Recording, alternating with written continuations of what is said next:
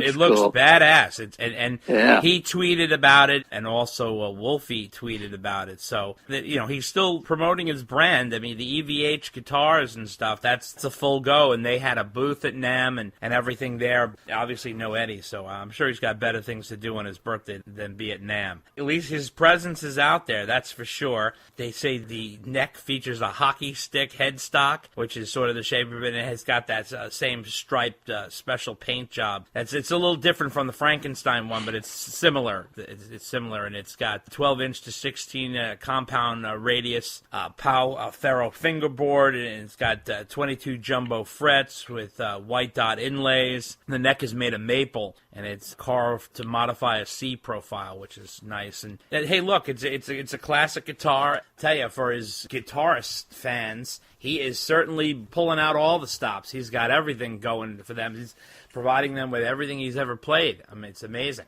Yeah, and they put out some other guitars, too. Yeah. So he's pumping them out. Oh, yeah. He's certainly right up on the tip on that for sure. That wraps up our NAMM segment, and we are getting back into our regularly scheduled Van Halen news segment. This is breaking news. Now, one thing Dave and I are very upset about, and we want to bring it up, and we find it absolutely disgusting, and I'm sure some of our listeners have encountered it as well. There are fake, and I mean fake, Facebook events that are being posted. One including Van Halen and the Foo Fighters playing Yankee Stadium on June 5th. I mean, what people are getting out of it is they're getting their jollies out of this, and then people are starting to report this, and it's like a game of telephone. The key, though, was it was posted by van-halen Industries, which is the fake company that George Costanza says he works for in Seinfeld. I realize the joke and all, but guys, this is getting pathetic. Please, whoever's doing it, stop it. It only causes confusion. Dave, what do you make of this? Oh, yeah, because the day I got back from work on New Year's, I had somebody come up to me and say, hey, I hear they're playing Yankee Stadium. And I'm like, no, they're not. Right, They absolutely. are not. And, Yeah. So, and that's just, it was another, fake show posted somewhere. Right. And I know. So all I can tell everybody is if you want the real deal, you listen to Dave and Dave. That's right.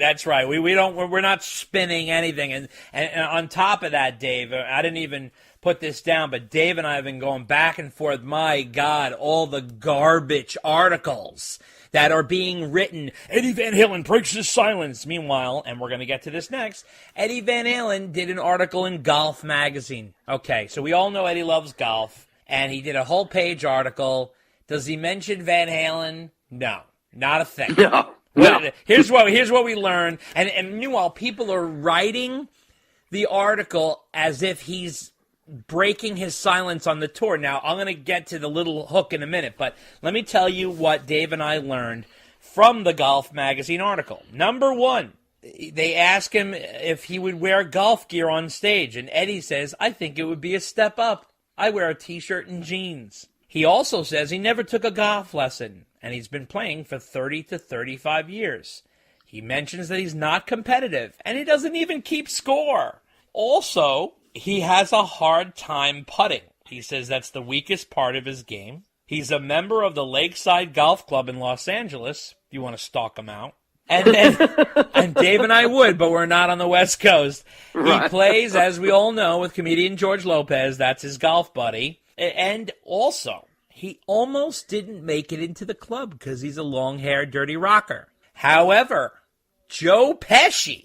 actor Joe Pesci vouched for him and got him in the club, which was, I thought that was an interesting little hook. However, this is the crazy part. First of all, I'm a journalist, and this is the worst thing you can do. When you take a quote from somebody and use it as an answer to a question then that you fabricate that you did not ask them, that is so wrong. I can't even begin to tell you how wrong that is. So this is the craziest situation. So as the article winds down, we get to the end of the article, and everybody and his brother is looking for him to say something about Van Halen, right? What's going on with Van Halen, right? Everybody wants to know what the story is. So this article that writes about, I don't want to even give him credit for the damn article because it's an abomination here. However, at the end of the article, he states when he was asked about the rumors about the upcoming stadium tour, and this is a direct quote from Ed at the last end of the article. He says, "I gotta go. There's a coyote in my backyard. Big fucker." And what they did was they acted as if they asked him that question and Eddie evaded it and ran off the phone. However, the article doesn't say that. He's talking about his Lamborghini and where he fits his clubs. And then he says, "Oh, also, ... And then he goes, "I gotta go. There's a coyote in my backyard. Big fucker." But no one asked him about Van Halen. Dave, what do you make of this? Oh, yeah. Like you sent me an article and somebody else sent me an article. There's all this spin that, like, Eddie speaks and, he's avoiding the reunion. And if you go to the original article, it wasn't even asked. I know. It wasn't even, which of course is a whole nother issue. Of course. But maybe they never got to it because he had to take care of the wolf.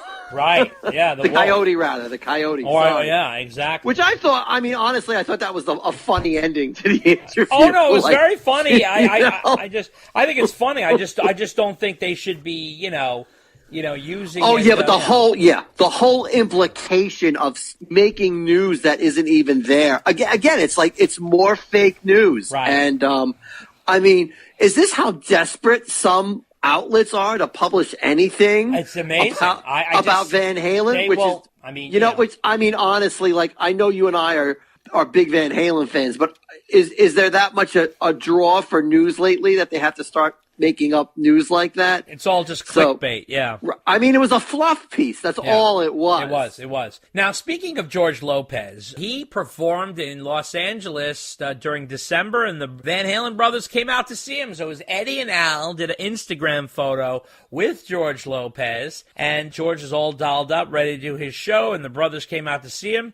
And it went under the headline, "Los Angeles, I give you the mighty Van Halen." And it was a picture of the three of them, which was nice and cute, but not a word from the brothers. People are walking around. No one asks a question. I don't understand this. These guys are in public. No one asks them a question. No one's amazing to me. I don't know how this happens. Right. And I think George actually took the picture down after he posted it. He did. So.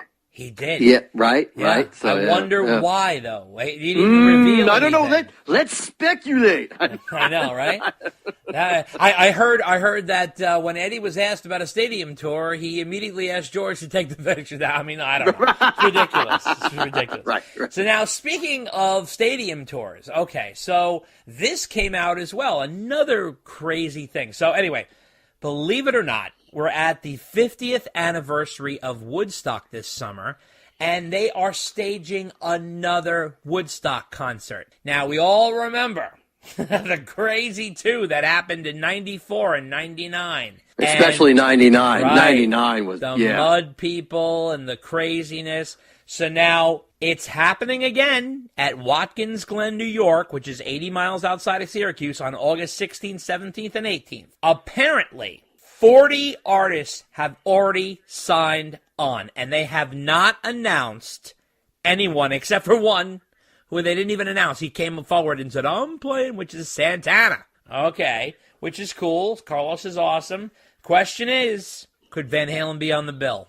I don't know. They've never done those shows before. They've never, well, that's not true. The US Festival. The US, that's true. They did the US Festival. And they did that other one in Australia, right? Wasn't that that right. one? Yeah. Right. So, I don't know. But let me tell you, as we're approaching February, February's usually the time when big announcements get made in regards to who's playing what and where. Like you said, you can't wait until April to start announcing a summer tour when everybody have been buying tickets for all these summer shows. They're going to end up getting screwed, especially when you got to fill a stadium, if you're going to do a stadium. I know. That's why I think it's just like onesies and twosies, dude. Yeah. So If that. Yeah, if that. Right. So Dave, Woodstock, Van Halen, yes or no? What do you think? My gut tells me no. They just don't do, they just don't do that kind of thing. Yeah, I don't see them doing it. Unless Noel comes out of the woodwork and gets them millions of dollars like he did in 1983. That was a sweet deal. That's right. That was a sweet deal. I tell you, you want to make Van Halen the number one band in the world? You ready for this? You hire Noel as their manager again, okay? And you do a reality show of Noel on the road with that. I mean, you want to talk about, that would beat the Kardashians. Holy cow. Can you imagine him knocking on Roth's door? He's like, plane an hour, bags in half, sober up. Actually, even if he wasn't there, the reality show would be great. You just do random things like call up Sammy Hagar just for the heck of it in front of Dave. It would just be. Oh my God! Hey, but anyway, can you imagine? I think really Noel should have his own show. I mean, what a character! I'd be like, listen, this is what you gotta do. All right? He's so funny. So anyway, we are on to Wolfgang Van Halen. Okay, what the hell is going on with Wolfgang Van Halen? All right, we are now in 2019. We have not heard a release date, a name, a title for an album. We haven't heard a song. As we all know, in today's world, people drop songs months ahead of the album coming out. Not a thing.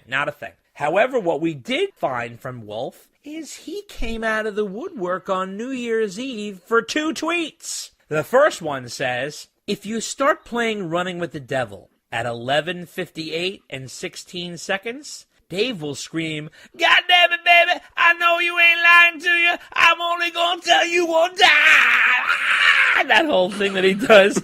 He says, well, come on and hit at midnight and he goes, and start your new year off right. Now, one thing I have to say is, number one, I always felt that Wolf loves Dave. That he gets a kick out of Dave. Obviously, he doesn't have the baggage that Eddie and Alex have, and I think he likes Dave. So, number one, the fact that he's referring to Dave is a good sign. Number two, I think, Dave's in the mix, and it might be a symbol or a harbinger to come. Who knows? I don't know, but obviously, if Dave wasn't involved, if he was no longer involved with these guys, he wouldn't be mentioning him like that. No, what do you think, Dave? That's a thing that Wolf did. Yeah. That's right. Yeah. I mean, because there's a whole bunch of other memes and stuff like that. Right. So clever, a little clickbaity, because some people were like, ooh, there's going to be an announcement at midnight. Yeah, I thought Eddie Trunk was right, And then, midnight came and went. And so Wolf posted again. Mm-hmm.